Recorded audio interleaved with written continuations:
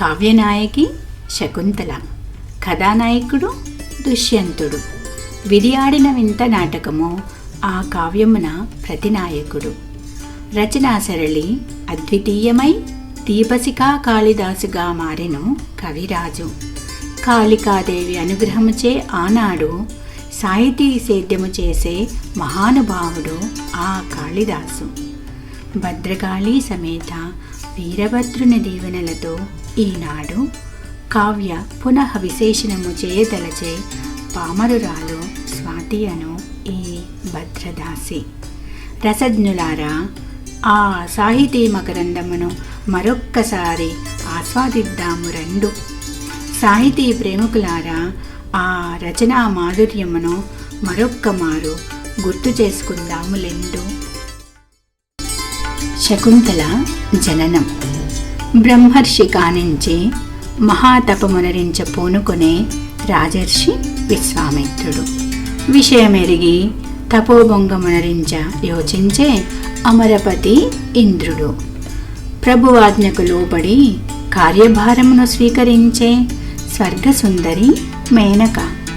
భూలోకమే తెంచి సిద్ధాశ్రమమున చేరే కార్యసిద్ధికై రూపలావణ్య విలాస కన్యక. సృష్టికి ప్రతిసృష్టి చేయగల తాపసి, త్రిలోక స్వర్గాన్ని సృష్టించిన సప్తర్షి, వలపుల హొయలకు లొంగిపోయే మానవదేహ ప్రకృతి ధర్మం, అందాల ఆడబిడ్డకు రూపునిచ్చే వలపుల సహగమనం. జరిగినది తలచి వగచి తపశ్శక్తిని బిడ్డకు తోడించి తపోభూమికి ఎగే తిరిగి తాపసి. తన జాతి సహజ ధర్మమును పాటించి బిడ్డను మాలినీ నదీ తీరమున వదిలి తిరిగి తన పురమ్మునకేగే దేవలోక నర్తకి. పక్షులు తమ రెక్కలతో కాపాడెను పసికందును. ముదిమితోడ కణ్వ మహర్షి హృదికి హత్తుకొనెను చిన్ని బాలికను. శకుంతలాయని నామమొసగి ముద్దుగా పెంచెను పెంపుడు కూతురును. శకుంతల జీవనం. ప్రకృతితో మమేకమై పెరిగే పరభృతిక. మామిడి చెట్టుకు సన్నజాజి తీగకు పెళ్లి చేసి మురిసే వనకన్యక. నీరు పోసి సాకే మాధవీలతలను లతాంగి. వనజోస్న అని పిలిచి ముద్దు చేసే మల్లె పొదలను సంపంగి. చిగురాకు అదరాలు, లేత కొమ్మల పూలు బాహువులు, అంగాంగమున విరియు యవ్వనం, వికసిస్తున్న పువ్వువోలే సృహణీయం. ఆమె ఒక విద్యుల్లత మరి. విరిసిన పూలు, గలగల పారే సెలయేళ్ళు, జింక పరుగులు, పురివిప్పిన నెమలి నాట్యాలు ఆమెకు సంతోషపు చిరునామాలే. నారచీర కట్టిన తన్వి మనోజ్ఞురాలే. దుష్యంతుడు కణ్వ ఆశ్రమమునకు చేరుట. క్రూర మృగములను చంపి జనావాసములను కాపాడుటకు అడవినందు వేటకై వచ్చే దుష్యంతుడు. జింకను తరుముతూ చేరే కణ్వ ఆశ్రమమును హస్తినాపుర పాలకుడు. ఆశ్రమ పరిసరాలను గమనించి చకితుడాయను నరసుతుడు. అచట హోమాగ్ని అందు రేగిన ధూపముతో కప్పబడే తరువులన్నీ, మునిపత్నుల మడిచీర అంచుల కారిన నీళ్ల జాడలతో నిండే చెరువు పక్క దారులన్నీ, నిత్య క్రతువులతో నిండిన ఆధ్యాత్మిక ప్రశాంతత పరుచుకునే పరిసరాలన్నీ, సామవేద గానమున ఉద్భవించిన శబ్దమున విరగబూసే వనములన్నీ, జాతి వైరములు మరిచి సఖ్యముగా మెలిగే జంతువులన్నీ. దుష్యంతునకు శకుంతల తారసపడుట.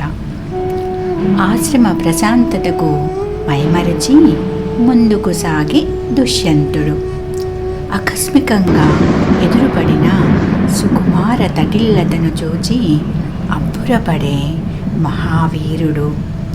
నారచీరలోన అంతఃపుర స్త్రీలను తలదన్ను అందం. ఉద్యానవనపు మొక్కలి కంటే అడవి మొక్కలే మిక్కిలి అందం. నాచు కప్పిన పద్మం సుందరమే, పువ్వుల అలంకరణలోన పసిడి వన్నెల లీను కోమలత్వం. అందమైన ఆకారానికి అన్నీ అలంకారాలే, బెదురు చూపులలోన ఆకట్టుకునే అమాయకత్వం. మచ్చ ఉన్న చంద్రుడు శోభస్కరమే, మోహముతో వివసుడయ్యే మహారాజు. పువ్వును గని మోహావేశమందే భ్రమరం, అనురక్తితో మరులుగొనే సుందర రమణి. పురుషుని చూపులకు తన్మయమందే ప్రకృతి. శకుంతల దుష్యంతుల మధ్య అనురాగం. ఏడాకుల అరటి చెట్టు నీడన సేద తీరను అతిథి మర్యాదలు చేసిరి చెలులు గౌరవముతోను. చంచలమైన రాజు మనసున కలిగెను ఆలోచనలు పరిపరి విధములుగాను. మొదలు తలపోసె ముని కన్యకను అగ్నిహోత్రముగా, మనసు మరులుగొన్నది కాన యోచించే తాకదగిన రత్నముగా. ఏలయన ఉత్తమునికి అంతరాత్మే ప్రమాణముగా. బ్రహ్మచారి కణువునకు పుత్రిక ఏలాగున కలిగెనని చెలికత్తెలతో తెలుసుకోగోరెను దుష్యంతుడు. శకుంతల జన్మ వృత్తాంతము తెలిసి క్షత్రియ సంతానమని పరమానంద భరితుడాయే ప్రేమికుడు. మెరుపులు మిన్ను నుంచే జనిస్తాయి కానీ మన్ను నుంచి కాదని చమత్కరించే కథకుడు కవి కాళిదాసు. అంతా గుర్రాల గుట్టల నుండి లేచిన దుమ్ము సాయంత్రపు సూర్యుడిలా ఎర్రగా ఆరేసిన తడిబట్టలపైన ఆ దుమ్ము మిడతల దండుల మెండుగా. బెదిరిన అడవి ఏనుగు ఆశ్రమ పరిసరాలను ధ్వంసం చేస్తున్నది భీభత్సముగా. ఏనుగును అదుపు చేయ వెళ్ళుటకు సిద్ధపడెను పురువంశపు రాజు. రాజధర్మమును నిర్వర్తించ తాత్కాలికముగా విడిచి ప్రేమ మోజు. కర్తవ్యం నిర్వర్తించడానికి శరీరం ముందుకు వెళుతున్నది. అపరిచితమైన అనుభవానికి లోనైన మనసు మాత్రం వెనక్కి పరిగెడుతున్నది. గాలికి ఎదురు వెళుతున్న ధ్వజానికి కట్టిన జెండాలాగా. విడవలేక వెడలే కిన్న వదనముతో శకుంతల. తొడిమ నుంచి జారి జిల్లేడు మీద పడ్డ మల్లెపూవుల. కాలికి దర్భగుచ్చెనను నెపమున ఆగి మరలి చూచే మనసు పడిన మగువ. చెట్టు కొమ్మకు చీర తగులుకొనెనని విడిపించుకున్నట్లు అభినయించి ఆనతి దూరంలోనే ఆగే ప్రేమిక. మైత్రి మధురముగా చూపులు చల్లి విలాస గమనయై ప్రియసకులగూడి మరలిపోయే మధులిక. ఇచట చెలి ఊహలతో తాపలేని విరహబాధ అనుభవిస్తున్నాడు మనోజ్ఞుడు. పూలను కఠినమైన వజ్రాలుగా మార్చి గుచ్చుతున్నాడు మన్మధుడు. చల్లదనం పూత పూసి చంద్రకిరణాలతో అగ్నివర్షం కురిపిస్తున్నాడు చంద్రుడు. అచట మాలిని నదీ తీరమున తామర పువ్వుల సువాసన, నీటి వాళ్లకు ఎగసిపడు నీటి తుంపరలు, ప్రబ్బలి తీగలతో నిండిన పొదరిల్లులు. పూలు పరుచుకున్న రాతిపై విరహబాధతో అల్లాడుతున్నది చిక్కిన శకుంతల. చైత్రమాసపు గాలి వల్ల ఎండిపోయిన మాధవీలతల. ఆలోచనలన్నీ ఒకటే దారి, ప్రేమికుని చూచుటెట్లు. చిగురించిన సన్నజాజి తీగ గున్నమావిని అల్లుకున్నట్లు. ఆడవారు అందగత్తెలైనా ఆప్తులు ప్రవాసంలో ఉంటే మోమున కాంతి ఉండదు. ఏలయన చంద్రుడు అస్తమించగానే కలువకు అందం లేదు. శకుంతల చెలులకు మనోగతం వెల్లడించుట.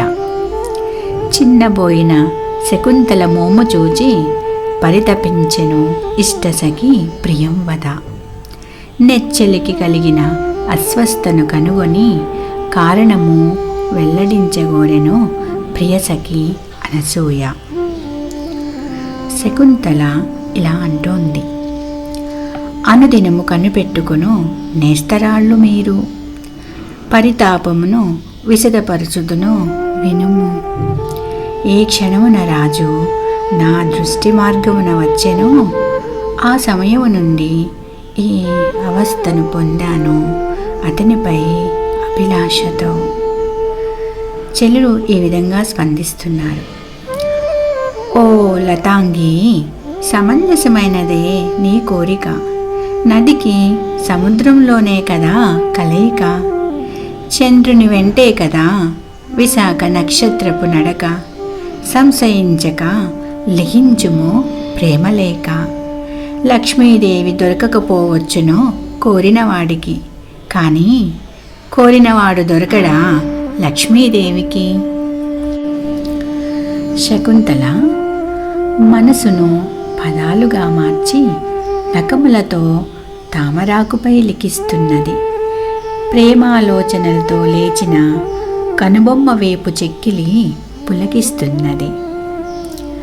అచట దుష్యంతుడు స్వగతంలో ఇలా అనుకుంటున్నాడు: చెలి, నిన్ను చూసిన క్షణం మన్మధుడు అయ్యాడు తాపకర్త.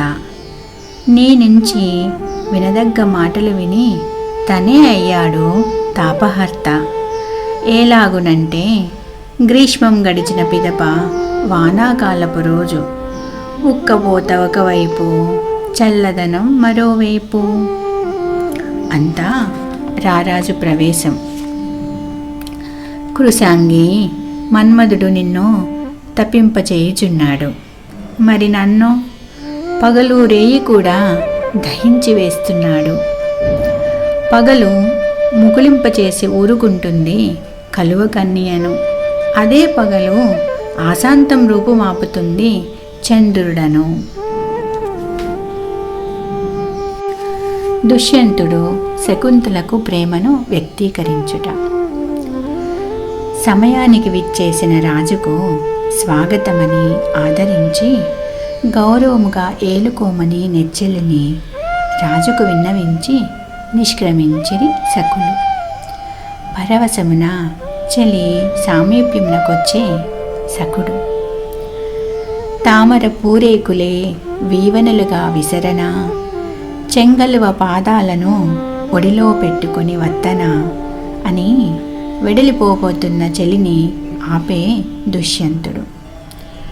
కన్నుడికి ఆధీనురాలను, కాను స్వతంత్రురాలను, నన్ను నేను సమర్పించుకోజాలను అని విన్నవించే వినయవతి. శకుంతల దుష్యంతుల గాంధర్వ వివాహము. తనకు కీర్తి పతాకలు 2. సప్తసాగర పరివేష్టిత వసుంధర, మరొకరు ప్రియసఖి శకుంతల. నిక్కముగా నీ కుమారునికే యువరాజు అర్హత అని ప్రకటించే అనగచరితుడు. అమంత్రికము, వైదిక విధులు లేని వివాహము గాంధర్వ వివాహము. రహస్యముగా కన్యాదాత లేక జరిగినా ధర్మానికి కట్టుబడే ఆమోదిత పరిణయము కానా యోచించనవసరం లేదని సుదతిని ఒప్పించే ఉత్తమాశ్రమాశిష్టుడు. ప్రకృతే ప్రత్యక్ష సాక్షిగా, పంచభూతాలు బంధువులుగా, పొగడపూల దండలే మాంగల్యముగా గాంధర్వ వివాహము జరిగి ప్రభువును చేరి శాంతిని పొందే సమీలత, అనురాగముతో ఒక్కటయ్యిరి ప్రేమ జత. శకుంతల దుర్వాసునిచే శపించబడుట.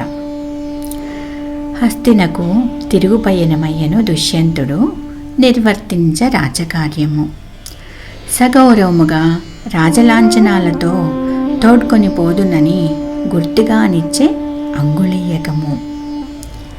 చేపట్టిన మగని ధ్యాసలో మునిగి పరాకుగా నుండే విరహ సుమమాలిని. అతిథి రాక గమనించక స్వాగత సత్కారములు సల్పకపోయే తపోనిధికి. ఆగ్రహించి శాపమునిచ్చే అత్రిసుతుడు దుర్వాసముని. మత్తిల్లినవాడు తాను ముందు చెప్పిన దానిని మరునిమిషంలో మరిచినట్టు నీ స్మరణలో ఉన్నవాడు నిన్ను మరిచిపోవుగాక అని. అగ్ని కంటే దహించేవారు, దుర్వాసుని కంటే శపించేవారు ఎవరని పరుగు పరుగున వచ్చిరి చెలులు. ఏమరపాటున జరిగెను పొరపాటు, క్షమించి సూచించమని శాప విమోచనము ప్రార్థించిన.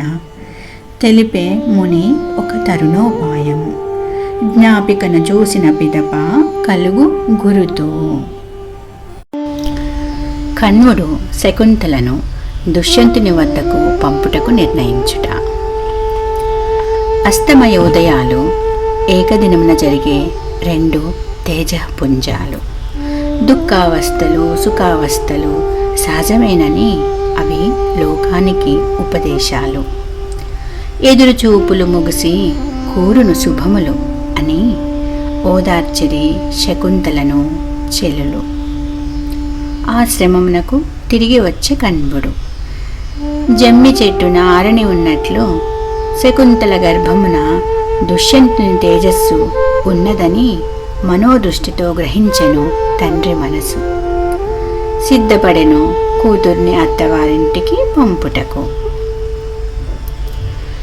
కలవరపడుతున్నది తండ్రి హృదయం, కన్నీరు నింపుకున్నాయి అతని నేత్రద్వయం. ఆర్ద్రమన జీరబోయింది పెంపుడు తండ్రి కంఠస్వరం. వేదనను రగిల్చింది పెంచిన మమకారం. ఇక చెప్పతగునా కన్నవారికి కలుగు శోకం. శకుంతల అత్తవారింటికి పయనమగుట. శకుంతలను అత్తవారింటికి సాగనంప సిద్ధపడుతున్నది ఆశ్రమము. ఒక తరువు ప్రసాదించే నిండు జాబిలిని పోలు తెల్లని వస్త్రద్వయం. పాదాలకు పారాణిగా ఇచ్చే మరొక లత ద్రాక్షారసం. ఆభరణాలిచ్చి తెలిపే వనదేవతలు తమ అనుగ్రహం.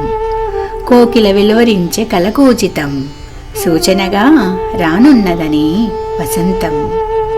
యయాతి చేత గౌరవించబడిన శర్మిష్ఠ పూరుణ్ణి కన్నట్టుగా చక్రవర్తి కాదగ్గ కుమారుణ్ణి కనమని కూతురికి దీవెనలిచ్చే ఆశీర్వాదముగా. హోమవేదిక నుండి వెలువడుతున్నది పవిత్ర ధూపం.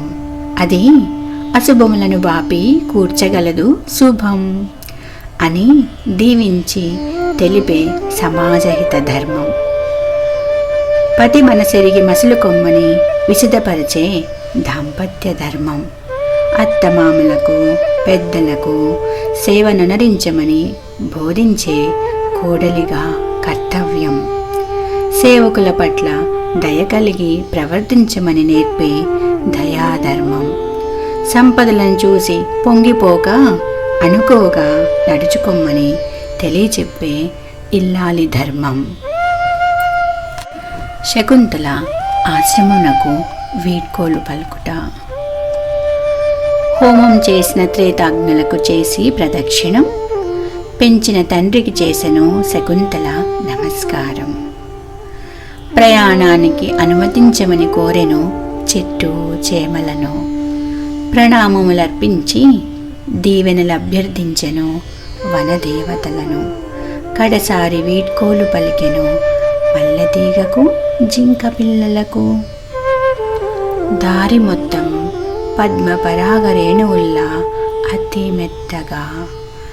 గాలి వీస్తున్నది కొద్దిగా చల్లగా మెల్లగా.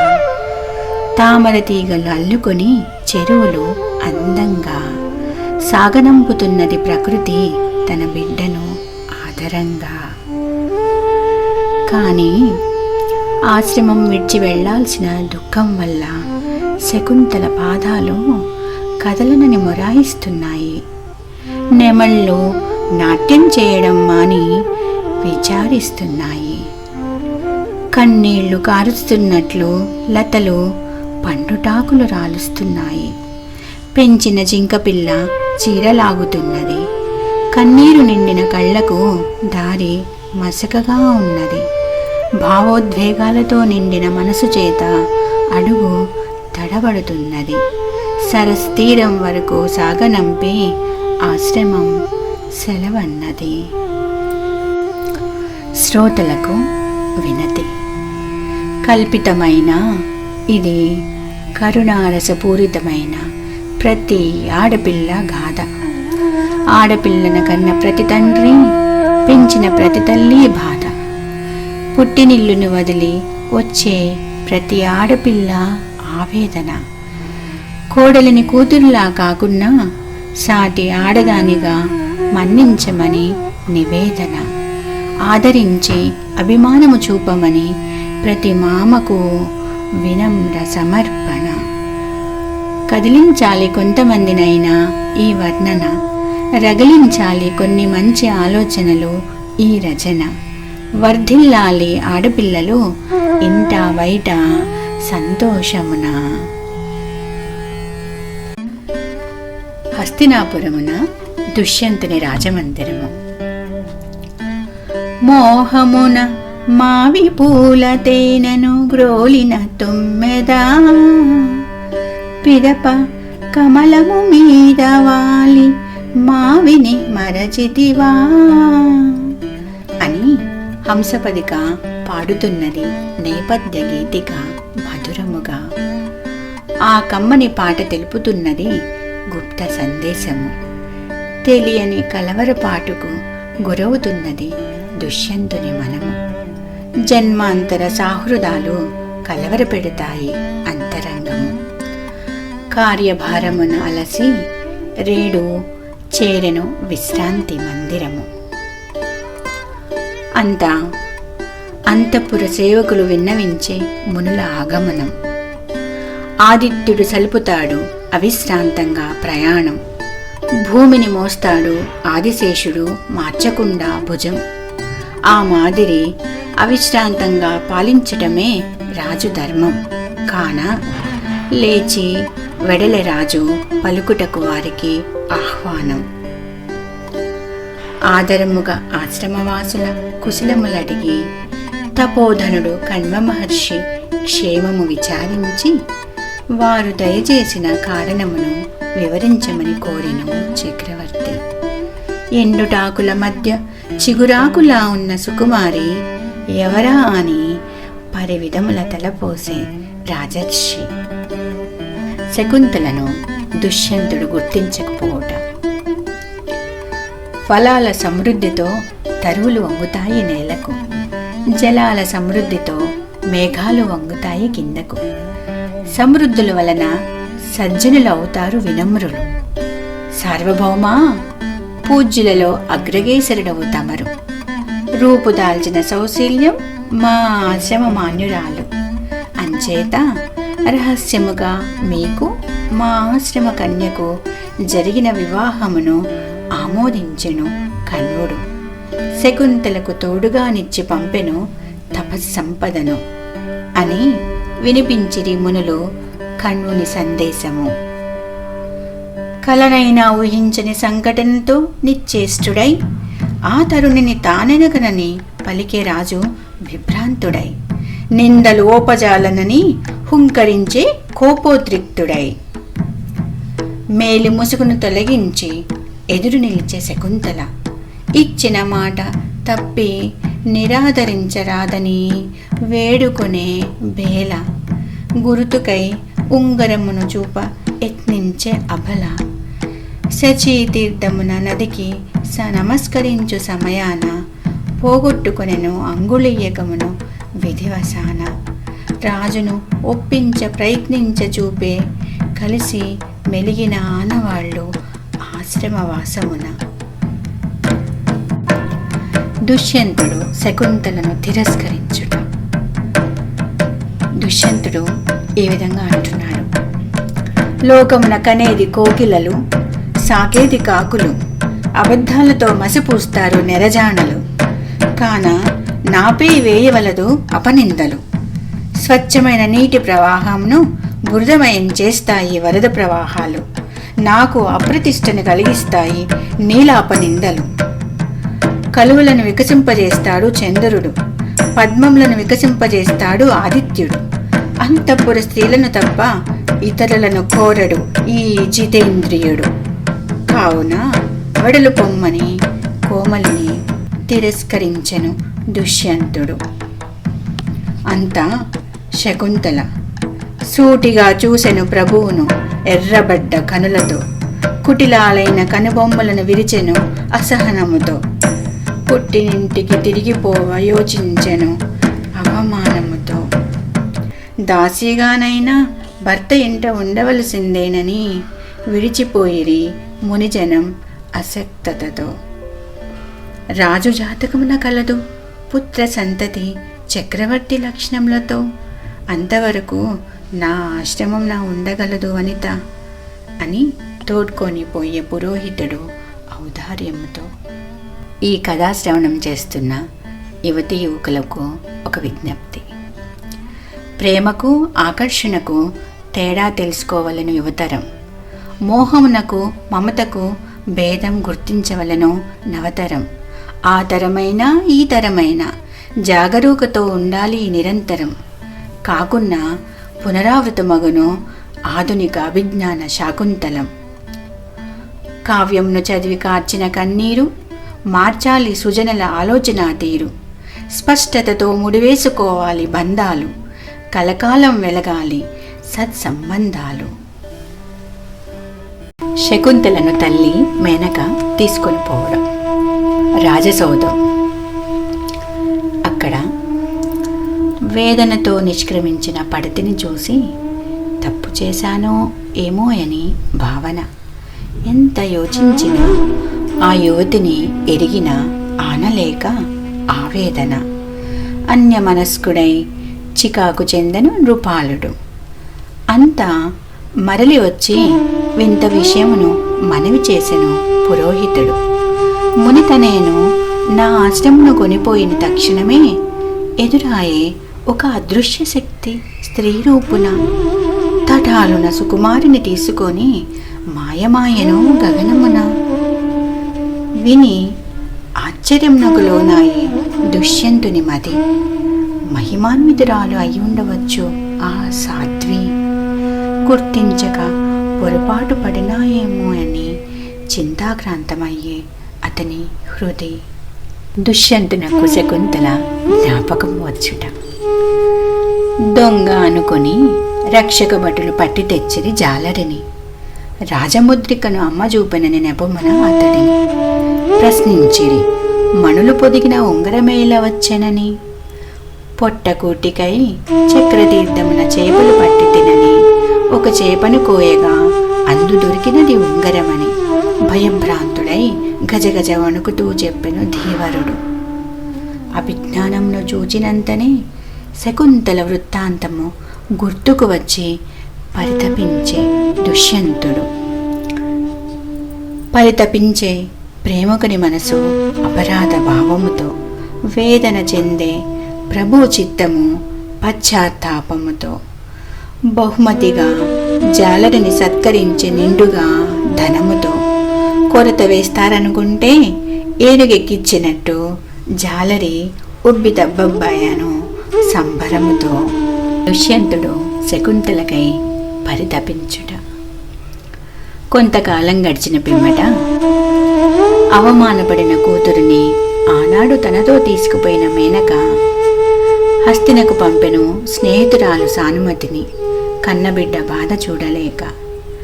రాజసౌధమును చేరినది ఆమె రాజు అంతరంగమును కనిపెట్టుటకు. తిరస్కరణీ విద్యతో కనిపించనీయక తన రూపమును. అంతఃపుర ఉద్యానవనం.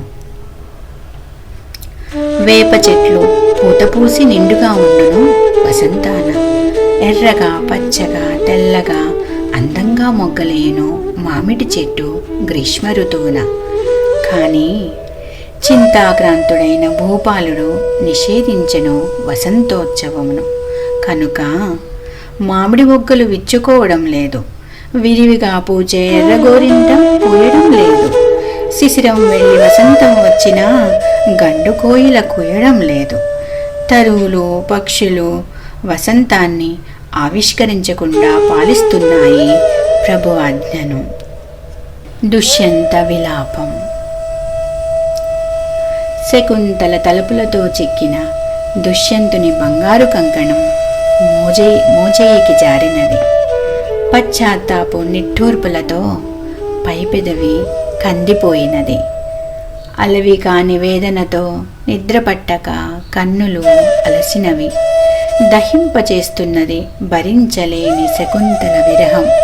కృశింపచేస్తున్నది గ్రహపాటున ఆలికి చేసిన ద్రోహం. అయినా చెక్కిన మణిలాగా కృశించిన తగ్గలేదు ఇసుమంతైనా అతని తేజం. చిన్నబోయిన మనసుకు కలిగించను సంతోషం విదూషకుడు తెప్పించెను రాజు స్వయంగా గీసిన చిత్రపటం. చిత్రమును చూచుటకై ఇద్దరూ చేరుకుంటిరి మణిశిలలతో కూడిన వాసంతీ లతా మంటపం. చిత్రమున చిద్విలాసముగా నవ్వుతున్నది మునికన్యక కర్ణావతంసం. మనోహరంగా కన్నుగీటుతున్నది ఆమె సిగలోని తిరిసిన పుష్పం. చిత్రమును చూసి నిజమూర్తి అని భ్రాంతి నొందినది ప్రియుని చిత్తం. శకుంతల దర్శనం గడిచిపోయిన పుణ్యఫలం. చేశాను ఆమె పట్ల నిష్కృతి లేని స్వయం కృతాపరాధం. ఇక మరి చేరరాదు మరలిపోయిన వసంతం. కాంక్షలు ఆకాంక్షలు అడ్డు ఆపులేని విరిగిన ప్రవాహం.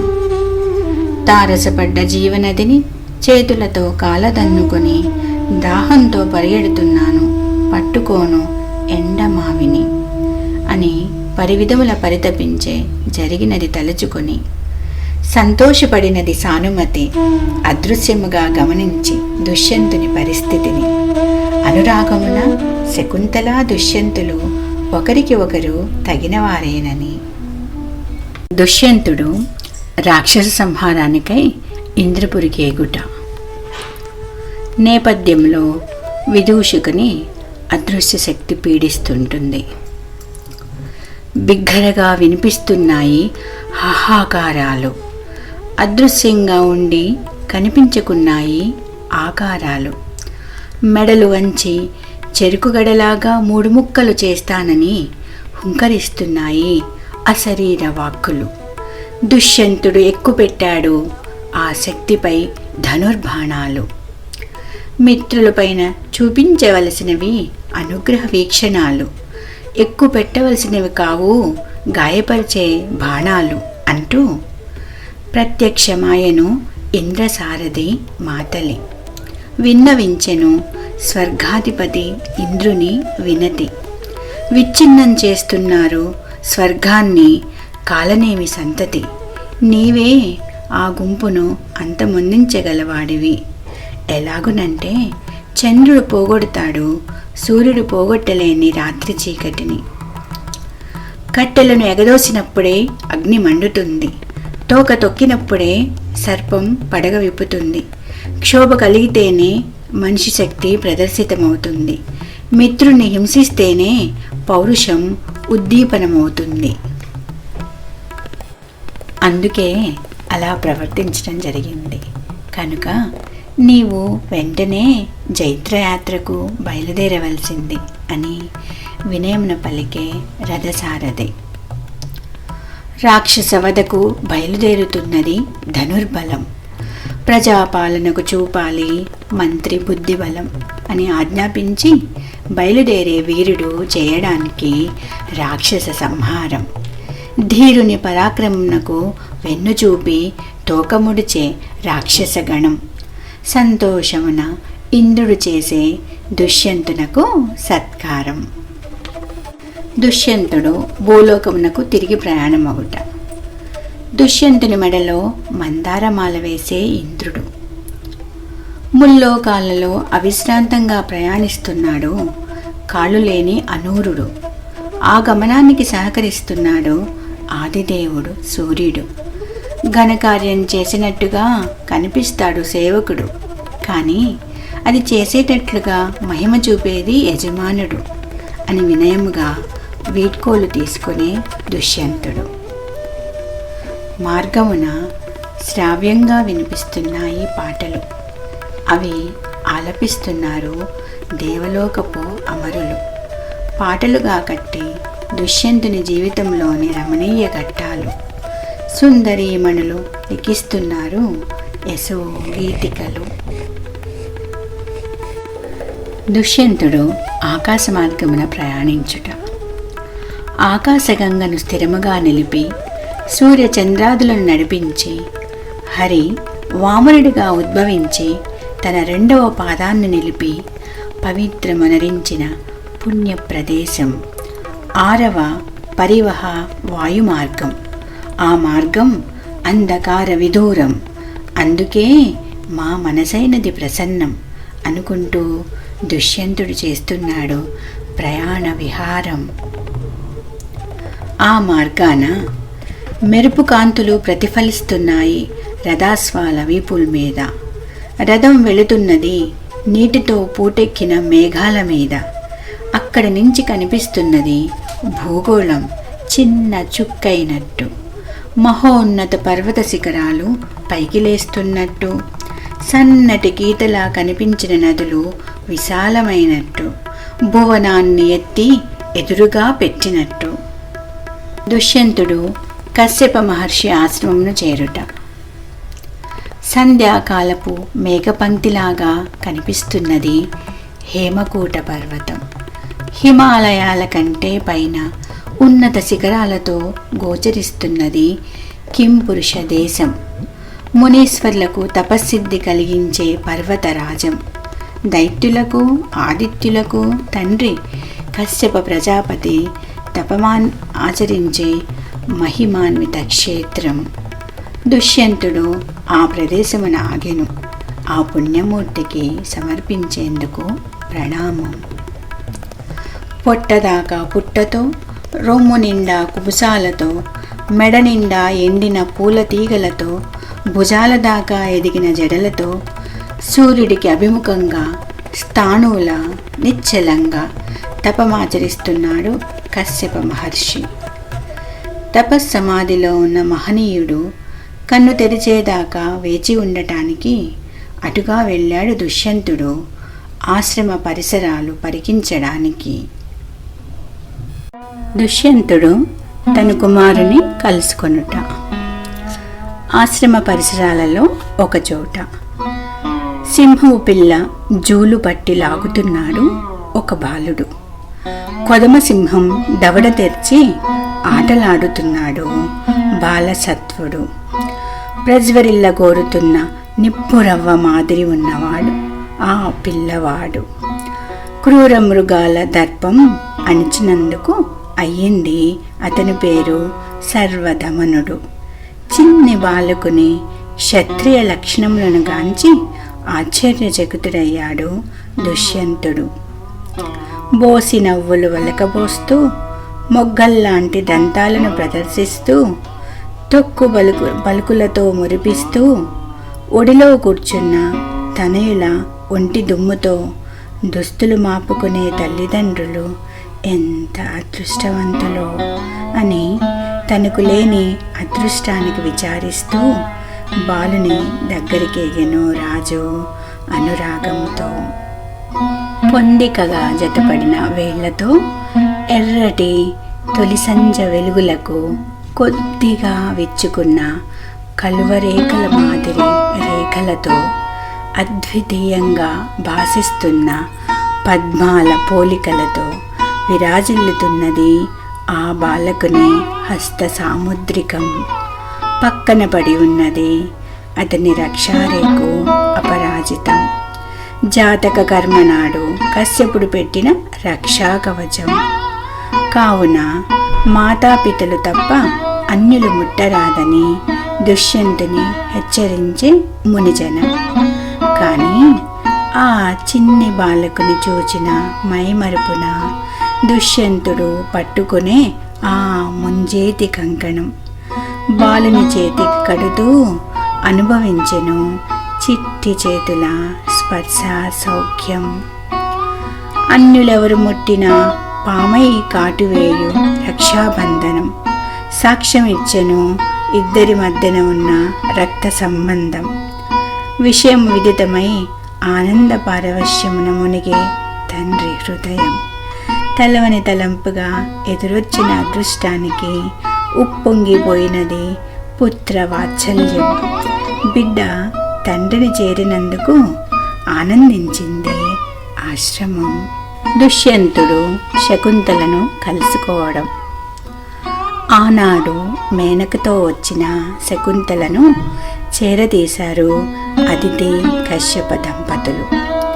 బాలుని తల్లి అచట ఉన్న విషయం దుష్యంతునికి తెలియజేశారు ఆశ్రమవాసులు. శకుంతలం చేర వడివడిగా వెళ్ళిరి తండ్రి కొడుకులు. తపస్వి నియమాలతో చిక్కి ఆకులు రాలిన కొమ్మలాగా ఉన్నది శీలవతి. దుష్యంతుని చూచి దూరమున నిలిచినది అభిమానవతి. ఎదుట నిలిచిన విభుని చూచి కూడా మాట్లాడలేక నిలిచినది బాష్పకంటి. మాన్వి మరుపు అనే రాహు వదిలి స్మృతి పొందినాను. గతమున తెలివి తప్పి చేసినాను నీ పట్ల ఘోర అపరాధము. నిన్ను కుమారుని పోగొట్టుకొని అనుభవించినాను ప్రతిఫలము. దయాద్రురాలివై మన్నించగా క్షమాపణ కోరుతున్నాను అని రాజు తన పెదవికి జారిన కన్నీటిని నిర్లక్ష్యము చేసి శకుంతల కనురెప్పలలో నిలిచిన కన్నీటిని తుడిచి చేరెను పశ్చాత్తాప హృదయుడై పత్ని శకుంతల సమీపం. గ్రహణం వీడిన పిదప రోహిణి చంద్రుని చేరిన విధం. అంతా కశ్యప దంపతులు అచ్చటికి వచ్చి శకుంతలను ఉద్దేశించి చెబుతున్నారు. దుర్వాసముని శాపం వల్ల నీవు దెబ్బతిన్నావు. మరుపు అనే కారణంగా నీ భర్త కఠినాత్ముడయ్యాడు. మకిలం పట్టిన అద్దంలో ప్రతిబింబం కనపడదు. శుభ్రపడ్డాక అదే అద్దం ప్రతిబింబాన్ని స్పష్టంగా చూపును. కావున తల్లి సందేహింపక నీ విపుని చేరుము. మీరు మువ్వురు శ్రద్ధ, విత్తం మరియు విధులకు ప్రతీకలు. యజమానివై జరిపించు పవిత్ర యజ్ఞయాగాదులు. తృప్తి చెందిన ఇంద్రుడు కురిపిస్తాడు నిండుగా వానలు. సుభిక్షంగా వర్ధిల్లుతాయి 3 లోకాలు అని ముగ్గురిని ఆశీర్వదించే అదితి కశ్యప దంపతులు. సతీపుత్ర సమేతంగా పవిత్ర మూర్తులకు నమస్కరించెను దుష్యంతుడు. అప్రతిహరుడై సప్తద్వీపాలను జయించగలడు నీ కుమారుడు. సమస్త లోకాన్ని భరిస్తూ అవుతాడు నీ పుత్రుడు భరతుడు. భూలోకాన్ని రక్షిస్తూ ప్రజానీకాన్ని పోషిస్తూ అవుతాడు సార్థక నామధేయుడు అని అనుగ్రహమున ఆశీర్వచనమిచ్చి సాగనంపెను కశ్యపుడు. రాజు ప్రజాహితముగా పరిపాలించుగాక. ఉమాపతి పరమేశ్వరుడు శాశ్వతమైన మోక్షాన్ని అందరికీ అనుగ్రహించుగాక. శ్రోతలకు వినతి. దుష్యంతుని నిరాదరణతో ఖిన్నురాలైనది శకుంతల. అయినా కుమారుని ధైర్యముతో పెంచినది సబల. ప్రతికూల పరిస్థితులలో ఆత్మస్థైర్యం ఆలంబనగా ముందుకు సాగాలని ఆ పాత్ర ద్వారా నా వివరణ. శాపవశమున ప్రేమకురాలని గుర్తించకుండే దుష్యంతుడు. గుర్తు తెలిసి పశ్చాత్తాపమున పరితపించే రాజోత్తముడు. శకుంతలను చేరి మన్నించమని వేడే పురుషోత్తముడు. తప్పని తెలిసి మన్నించమనడం లింగభేదం లేని ఉత్తమ లక్షణం. స్వాభిమానానికి అహంకారానికి తేడా తెలుసుకోవాలి మనం. ఆత్మవిశ్వాసానికి దురాభిమానానికి వ్యత్యాసం గుర్తించాలి అందరం. కుటుంబ శ్రేయస్సే మనందరి పరమావధి. సమాజహితమే జనులందరి తప్పనిసరి విధి. అపార సంస్కృతి సాహిత్యం మన బృహత్ నిధి. శుభం. లోకా సమస్తా సుఖినో భవంతు.